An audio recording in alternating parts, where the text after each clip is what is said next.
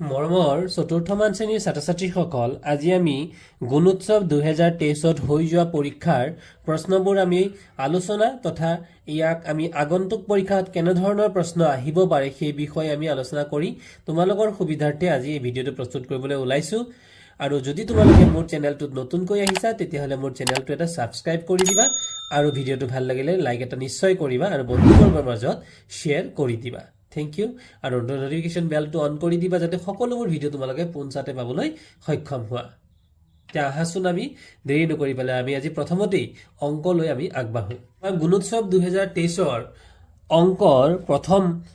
27 number অংকটোত আছিল যে 5, 3, 9 অংক কেইটাৰে লিখিব পৰা আটাইতকৈ সৰু সংখ্যাটো বিচাৰি উলিওৱা।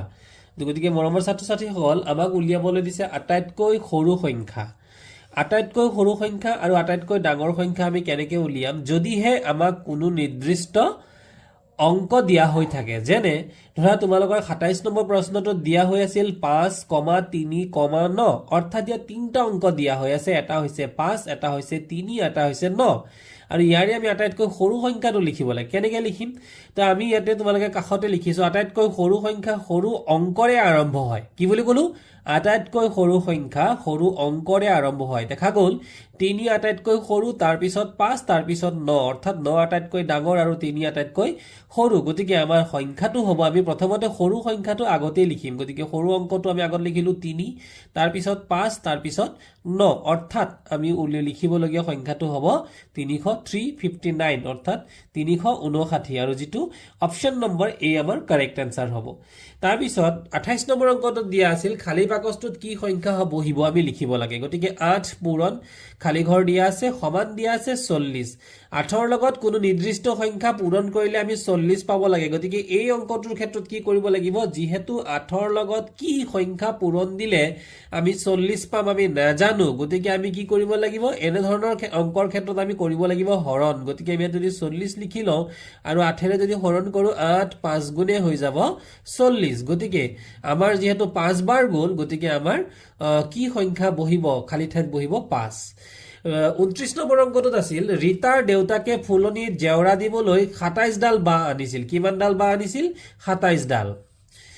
তাৰে 23 ডাল বাঁহ কামত লাগিল। এতিয়া প্ৰশ্ন হ'ল কিমান ডাল বাঁহ বাকী থাকিল? এতিয়া বাকী থাকিল,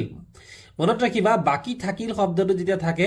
মানে আমি কি কৰিব লাগে? বিয়োগ কৰিবা, অৰ্থাৎ বিয়োগ কৰিব লাগে। গতিকে আমাৰ 27 আমাৰ প্ৰথমতে দিয়া হৈ আছিল আৰু তাৰপিছত 23 দিয়া হৈছিল। আমি যদি 7ৰ পৰা 3 বিয়োগ কৰো হ'ব 4। গতিকে আমাৰ শুদ্ধ উত্তৰটো হ'ব বি 4 ডাল। 30 নম্বৰ অংকটো দিয়া আছিল তলৰ চানেকি ঠিক পিছৰ চিত্ৰটো কি হ'ব? গতিকে এই চানেকিটোত তোমালোকে মন কৰা প্ৰথমতে চাৰিকোণীয়া এটা বৰফিৰ নিচিনা আকৃতি, প্ৰথমত আছে এটা, তাৰপিছৰ ছবিটোত আছে 2টা, তাৰপিছতত আছে 3টা। গতিকে কিমান পালো আমি? 1 2 3। তাৰপিছত আকৌ কমি গৈ পেলাই আকৌ আৰম্ভ হৈছে এটা, তাৰপিছত 2টা, তাৰপিছৰ ঘৰটো খালী। গতিকে আমাৰ যদি ক্ৰমটো আমি মন কৰো ক্ৰমটো হ'ব 1 2 3, 1 2 আৰু শেষত হ'ব 3। গতিকে আমাৰ 3টা থকা বৰফি থকা আমাৰ চিত্ৰটোৱে হ'ব সঠিক উত্তৰ। গতিকে আমাৰ চি নম্বৰ অপশ্যনটো আমাৰ শুদ্ধ উত্তৰ হ'ব। তাৰপিছত 31 নম্বৰ অংকটোত আছিল তলৰ ছবিটোৰ কাষ কেইটা আছে। তলত ছবি কি ছবি দিয়া আছে? ই এটা আছে আয়তীয় ঘনক। গতিকে মৰমৰ ছাত্ৰ ছাত্ৰীসকল, তোমালোকে মন কৰিবা আয়তীয় ঘনকৰ কাষ, সদায় কাষ কেইটা? 12টা। এইটো আমি মনত ৰাখিব লাগিব। কাষ কাক কয়, তল কাক কয় আৰু চুক কাক কয় সেই বিষয়ে সন্দৰ্ভত তোমালোকৰ বিদ্যালয়ত শিক্ষাগুৰুসকলেও আলোচনা কৰিছে। আৰু কাষ বুলি ক'লে আমি এই চিত্ৰটোৰ পৰা আমি অনুধাৱন কৰিব পাৰিম যে ইয়াতে মুঠতে আমি যদি ক'লা আঁচবিলাক দেখো, গতিকে ক'লা আঁচ কেইডাল আছে? এনেকে যদি চাবলৈ যাওঁ 1ডাল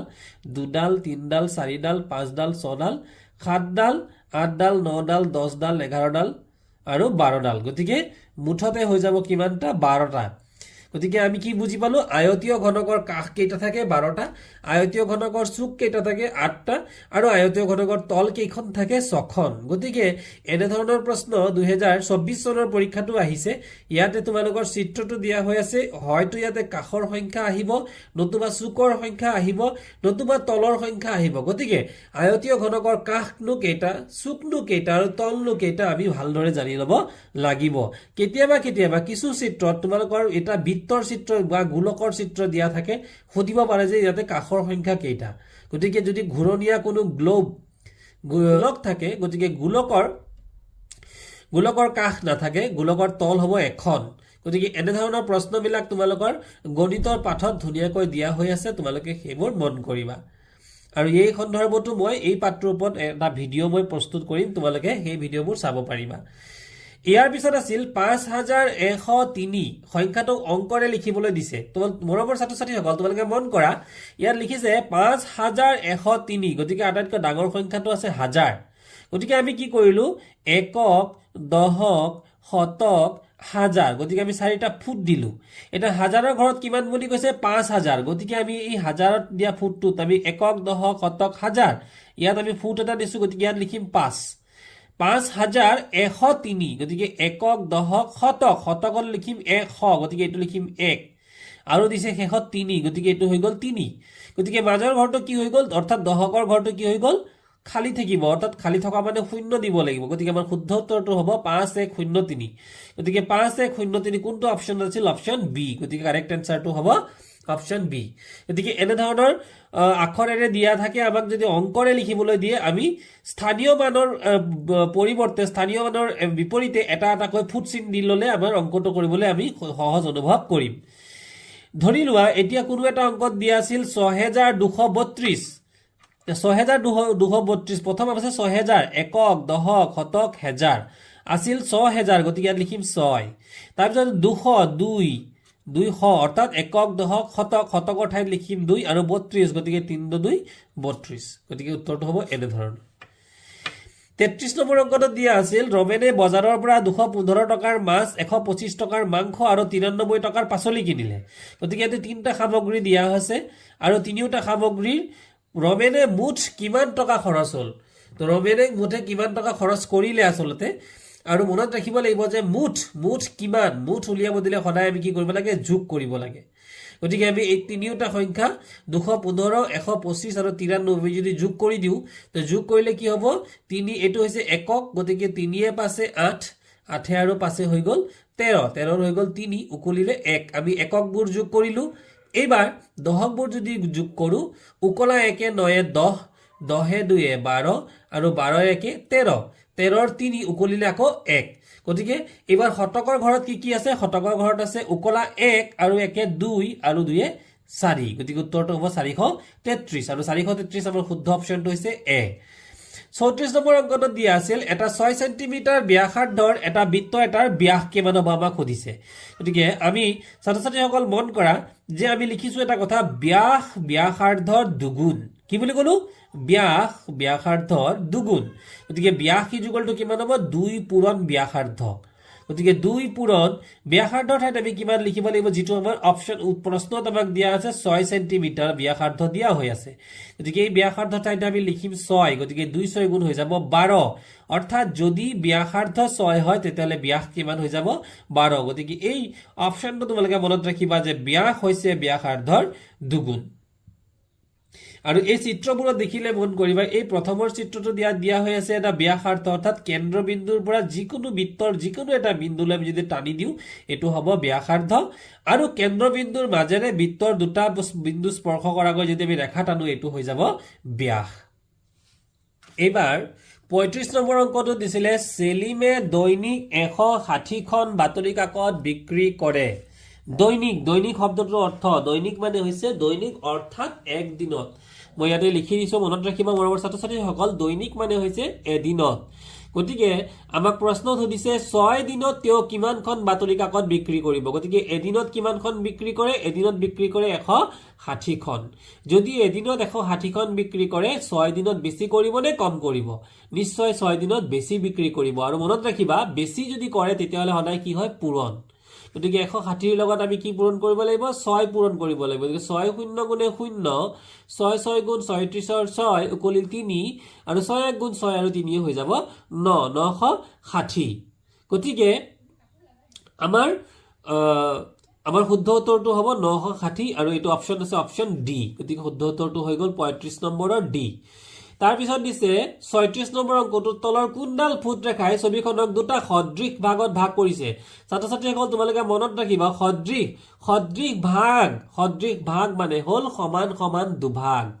কি কলো সদৃশ ভাগ মানে সমান সমান দুভাগ গতিকে প্ৰথমতে তোমালোকে এই চিত্ৰটোত মন কৰা পখিলাটোক যদিও এনেকে মাজতে কাটি দিছে মাজতে দুভাগ কৰিবলৈ চেষ্টা কৰিছে কিন্তু দুইটা অংশ সমান হোৱা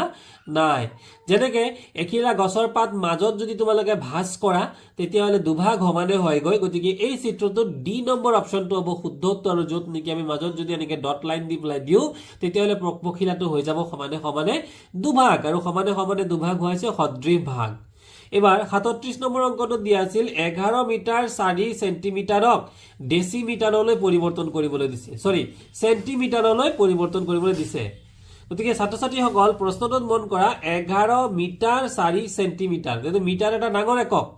আৰু সেন্টিমিটাৰ এটা সৰু একক গতিকে আমি কৰিব কি লাগিব ডাঙৰ এককৰ পৰা সৰু এককলৈ আমি ইয়াক পৰিৱৰ্তন কৰিব লাগিব গতিকে আমি কেনে ধৰণে পৰিৱৰ্তন কৰিম এই কথাটো তোমালোকে মন দিবা গতিকে তোমালোকে মন কৰা ইয়াত দিয়া আছে কিমান যে 11 যেহেতু 11 মিটাৰ আমাক দিয়া হৈ আছে আমি মন কৰিব লাগিব যে এটো হৈছে মিটাৰ মিটাৰ এটা ডাঙৰ একক তাতকৈ সৰু এককটো হল ডেসিমিটাৰ আৰু তাতকৈ সৰু এককটো হল সেন্টিমিটাৰ আমি গতিকে মিটাৰৰ পৰা কিহত যাব লাগিব পোনপটে আমি সেন্টিমিটাৰলৈ যাব লাগিব গতিকে মিটাৰৰ পৰা ডেসিমিটাৰলৈ কেইটা স্টেপ হল এটা ধাপ এক লিখিলো ডেসিমিটাৰৰ পৰা সেন্টিমিটাৰলৈ কেইটা স্টেপ হল গতিকে এটো হৈছে একটা স্টেপ এটো হৈ গল দুটা স্টেপ গতিকে দুটা স্টেপ মানে আমি কি পূৰণ কৰিব লাগিব দুটা শূন্য থকা এক অৰ্থাৎ 100 ইয়া দুটা স্টেপ হোৱা কাৰণে আমি 100ত কেইটা শূন্য আছে দুটা শূন্য আছে আমি দুটা শূন্য থকা অৰ্থাৎ 100ৰে আমি 11ক পূৰণ কৰিব লাগিব পূৰণ কিয় কৰিব লাগিব কাৰণ আমি মিটাৰ হৈছে এটা ডাঙৰ একক আৰু সেন্টিমিটাৰ এটা আছে সৰু একক ডাঙৰ একৰ পৰা সৰু এককলৈ আমি যেতিয়া লৈ যাওঁ তেতিয়ালে কি কৰিব লাগিব আমি পূৰণ কৰিব লাগে মনত ৰাখিবা ডাঙৰৰ পৰা সৰু এককলৈ হদিবলৈ হলে আমি কি কৰিব লাগিব পূৰণ গতিকে আমি 100 এটা পূৰণ কৰিছো গতিকে 100 পূৰণ কৰাৰ কাৰণে কি মানে গল 11 পূৰণ 100 সমান 11 পূৰণ 100 ইকুৱেল টু 1100 সেন্টিমিটাৰ আৰু লগতে যোগ 4 সেন্টিমিটাৰ গতিকে 1100 সেন্টিমিটাৰৰ লগত 4 সেন্টিমিটাৰ যদি আমি যোগ কৰি দিও কিমান হৈ যাব 1104 সেন্টিমিটাৰ মুঠতে যোগ কৰিলে কেনেকৈ 4 ৰ লগত 0 যোগ কৰিলো 4 আৰু ইয়াত যোগ কৰিবলৈ বেলেগ একো নাই গতিকে এই 0 বহি গল 1 বহি গল আৰু 1 বহি গল এ হৈ গল আমাৰ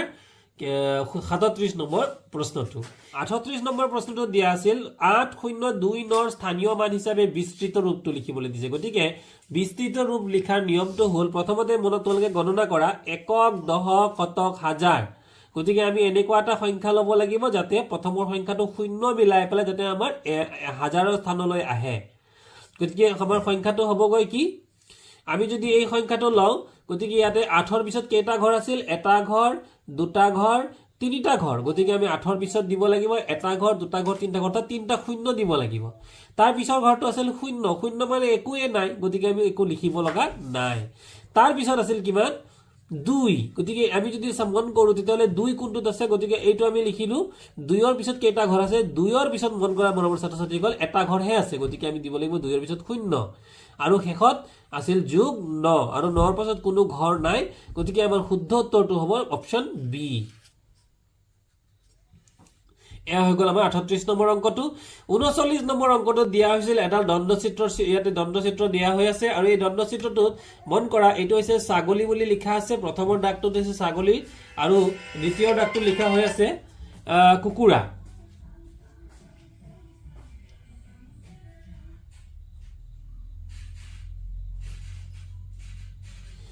গতিকে আমাক প্ৰশ্নত দিছিল যে ওপৰৰ দণ্ডচিত্ৰখন চাই ফাৰ্মখনত থকা ছাগলী আৰু কুকুৰাৰ মুঠ সংখ্যা আমাক কিমান উলিয়াবলৈ দিছে গতিকে ছাত্ৰ-ছাত্ৰীসকল মন কৰা ছাগলীৰ সংখ্যা কিমান তোমালোকে যদি দণ্ডচিত্ৰটো ভালদৰে মন কৰা তেতিয়ালে দেখিবা ছাগলীৰ সংখ্যা দিয়া হৈ আছে 20 লৈকে গতিকে আমাৰ ছাগলীৰ সংখ্যা কিমান আছে 20 তাৰ পিছত এয়া হৈ গল আমাৰ ছাগলী আৰু কুকুৰাৰ সংখ্যা কিমান দিয়া আছে এই দণ্ডচিত্ৰডাল আগুৱাই গৈ ইয়ালৈকে গৈছে আৰু ইয়াত লিখা এই চিনটো দিয়া আছে 12 গতিকে হৈ গল 20 আৰু 12 গতিকে আমি যদি যোগ কৰো গতিকে 2 এ 0 2 আৰু 2 এ 3 গতিকে উত্তৰটো হ'ব 32 অৰ্থাৎ ছাগলী আৰু কুকুৰা এই দুইটা মিলি পেলাই আমাৰ কিমানটা জীৱ-জন্তু হৈ গল মুঠতে 32টা গতিকে শুদ্ধ অপচনটো হ'ব ডি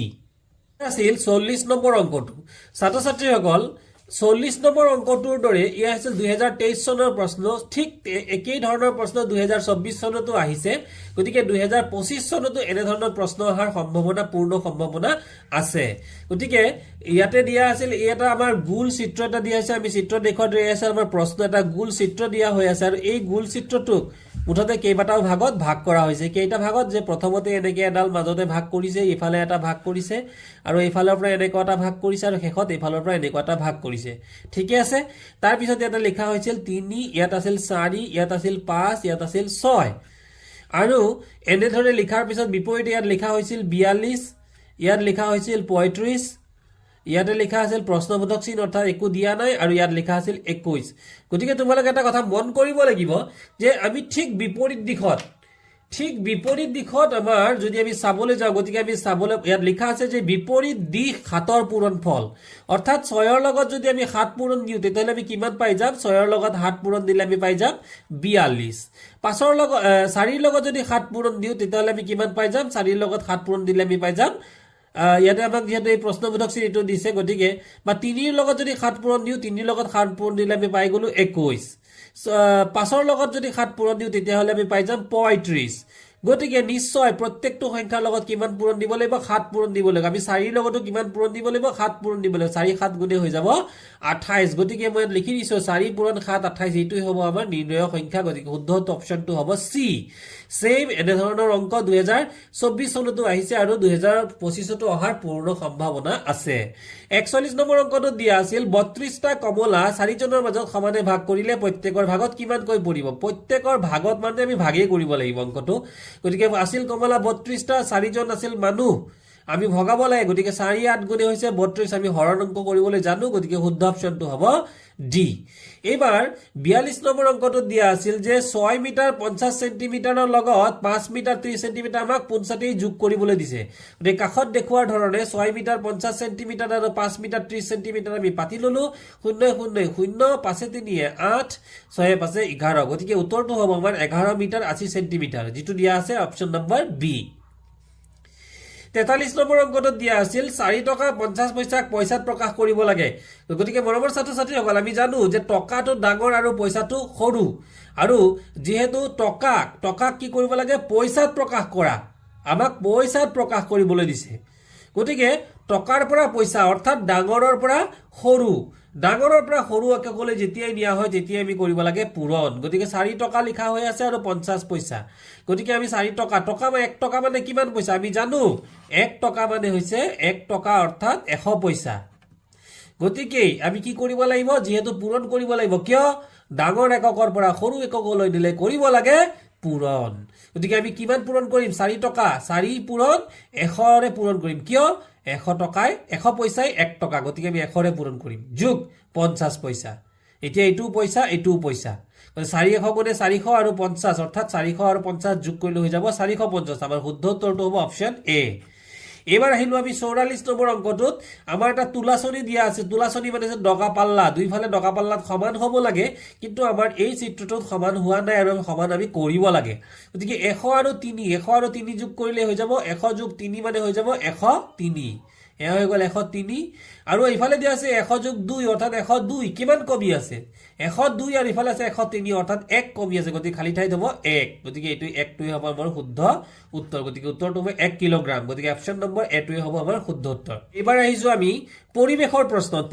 প্ৰশ্নটো বিভিন্ন ধৰণৰ জটিল প্ৰশ্ন দিয়ে গতিকে প্ৰথম প্ৰশ্নটো 45 নম্বৰত দিছিল যে উদ্ভিদৰ কোন অংশই মাটিত খামুচি ধৰি ৰখাত সহায় কৰে গতিকে মাটিত খামুচি ধৰি ৰখাত সহায় কৰে আমাক উদ্ভিদৰ শিপাই তলৰ কোনটো কাৰ্য সম্পাদন কৰে প্ৰায় একেই প্ৰশ্ন ঘূৰাই পকাই দিছে শুদ্ধ উত্তৰটো হ'ব মাটিত খামুচি ধৰি ৰখাত সহায় কৰে 47 নম্বৰ প্ৰশ্নটো দিছিল মাছ খোৱা চৰাইৰ ঠোঁটবোৰ কেনেকুৱা বহুতে মাছ খোৱা চৰাইৰ ঠোঁটবিলাক চুটি আৰু মোটা বুলি ভাবে কিন্তু আসলতে মাছ খোৱা চৰাইৰ ঠোঁট চুটি আৰু মোটা নহয় দীঘল আৰু জোঙা হয় গতিকে দীঘল আৰু জোঙা কিয় যেনে বগলী মাছৰুকা এই দুটা মাছৰ কথা চৰাইৰ কথা তোমালোকে মনত পেলোৱা বগলী ঠোঁটবোৰ হয় দীঘল আৰু জোঙা গতিকে অপচনটো আমাৰ ডি অপচনটোৱে শুদ্ধ উত্তৰ হ'ব কোনবিধ চৰাইয়ে গছত টেকেলি এটাৰ দৰে বাহ সাজে গতিকে টেকেলি বুলবুলি চৰাই বাহ সাজে এনে ধৰণৰ টুকুৰা চৰাই বাহ সাজে এনে ধৰণৰ গতিকে টেকেলিৰ নিচিনা আমি ধৰি লৈছো টুকুৰা চৰাই গতিকে এইটোৱে হ'ব আমাৰ শুদ্ধ উত্তৰ চিত্ৰত তলৰ চিত্ৰত দেখুওৱা চ'ত মাহৰ শেষৰ দিনা কি বিহু উদযাপন কৰা হয় চ'ত মাহৰ শেষৰ দিনা আমি সকলোৱে জানো গৰু বিহু উদযাপন কৰা হয় শুদ্ধ উত্তৰটো হ'ব গৰু বিহু এবাৰ 50 নম্বৰ প্ৰশ্নটো এটা ইম্পৰ্টেন্ট প্ৰশ্ন যেটো নেকি 2024 চনতো আহিছে যে তামিলনাডুৰ পোংগল উৎসৱ আৰু অসমৰ মাঘ বিহুৰ সৈতে মিল থকা উক্তিটো চিনাক্ত কৰিবলৈ আমাক দিছে তামিলনাডুৰ পোংগল উৎসৱতো জাবৰ জোথৰ গুটাই পেলাই জুই লগোৱা হয় পিছদিনাখন ৰাতিপুৱা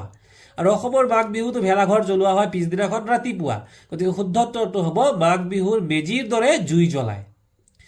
51 নম্বৰ প্ৰশ্নটো ভাৰতৰ ৰাষ্ট্ৰীয় পতাকাৰ ৰং ক্ৰম অনুসৰি কোনটো উক্তি শুদ্ধ গতিকে আমি সকলোৱে জানো ওপৰত গেৰুৱা মাজত বগা আৰু তলত সেউজীয়া এটো হ'ব অপচন নম্বৰ সি শুদ্ধ উত্তৰ এবাৰ আমি আহিছো 52 নম্বৰ প্ৰশ্ন তুমি স্বাধীনতা দিৱস কেনেকৈ উদযাপন কৰিবা আমি আজিকালি হৰ ঘৰ তিৰংগা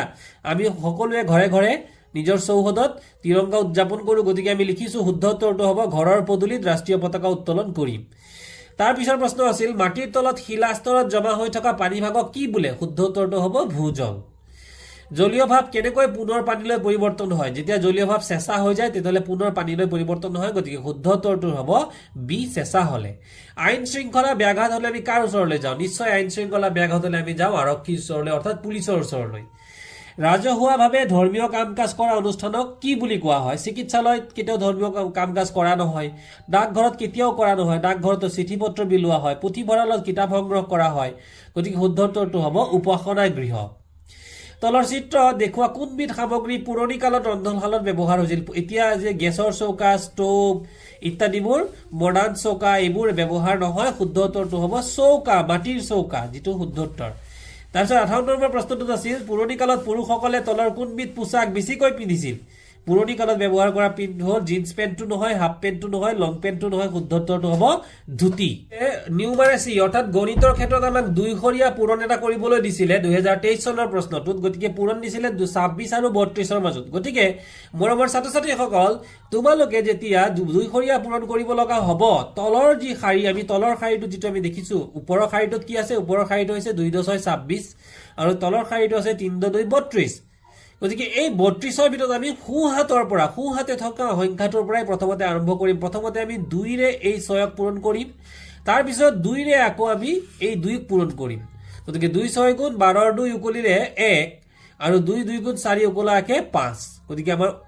প্ৰথম শাৰীত আহি গ'ল 52 এটা প্ৰথম শাৰীৰ যেটো উত্তৰ আমি পালো